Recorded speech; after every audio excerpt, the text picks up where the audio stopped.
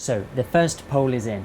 Farage 68, Clegg 27. That is a decisive win for the Ukip leader, and by a much bigger margin than last week. How did he do it?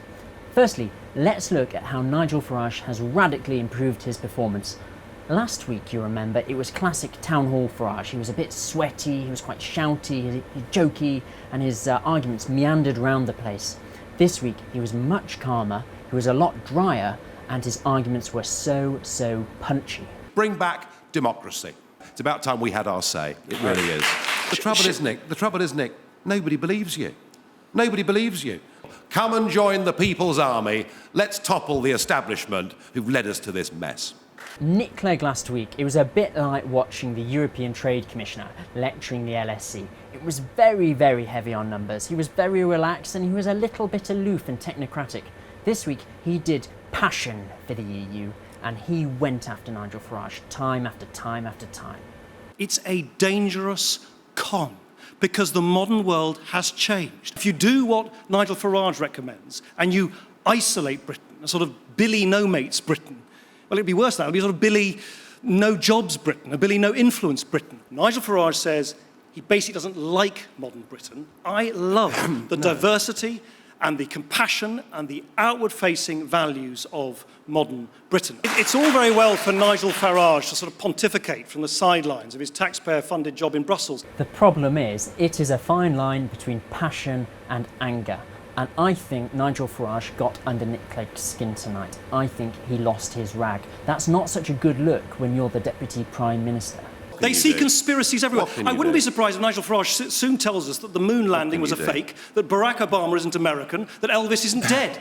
You know, it is not going to happen. Stop. Why do you deny He claimed your last week. He claimed last week that 485 million people were going to vacate the whole of the rest of the European continent and turn up in Britain. Nigel Farage had a great escape tonight.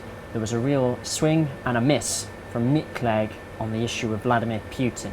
You'll remember earlier in the week, Nigel Farage caused controversy when he said that Vladimir Putin was the world leader that he admired the most because of the brilliant way he had played the situation in Syria. Nick Clegg smelt blood. He went after him. Just watch how the audience responds, however, to this joke.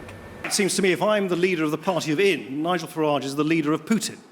And it's just extraordinary that his loathing of the European Union is so all-consuming that he is now seeking to justify and defend the actions of a man, Vladimir Putin, who, Ukraine is one thing. Look what's happening in Syria. He is the only man on the planet who, with one telephone call to President Assad, the most brutal dictator in the world, could actually help bring the participants to that awful conflict to the negotiating table. Nigel Farage's position is absolutely indefensible. Nigel Farage, of course, insists that he is no fan of Vladimir Putin's domestic record. He is saying, the point I was making is, I don't want any more British involvement in foreign wars. And just look how this audience responded to that. One of your own senior MEPs wanted missile strikes to be launched against Syria until, you were beaten in the House of Commons. This country, Nick, has had enough of getting involved in endless foreign wars. But these are dangerous. Whether it's you doing it or anybody else doing it. Vladimir Putin was Nigel Farage's Achilles heel. Immigration is his trump card. Now, last week's debate got locked in a slightly endless argument about the numbers of people coming. Was it 400 million or 29 million? Nigel Farage's message this week was much more honed, and it's quite similar to one that government ministers make. It's about where the working class people are punished by immigration, while middle class people benefit from it. I mentioned the white working class. I could, of course, in London, have mentioned the Afro-Caribbean community, 50% of whose youngsters are currently unemployed.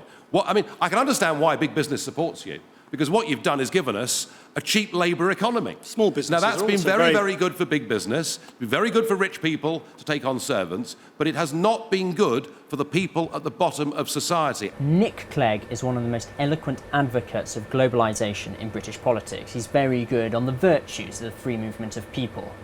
However, if you live in an area that's seen a large number of immigrants, you're perhaps alarmed that they're putting strain on schools and houses, and you're a bit puzzled that all these people who don't speak English are moving in. What does Nick Clegg have to say to you?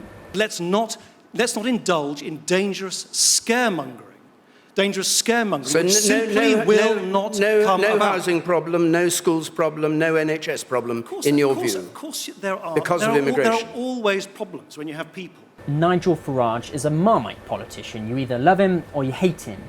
But even if you hate him, you've got to admit tonight that he was clear, he knew his message, he knew his lines, and he hit them time after time after time. And that, for my money, is why he won.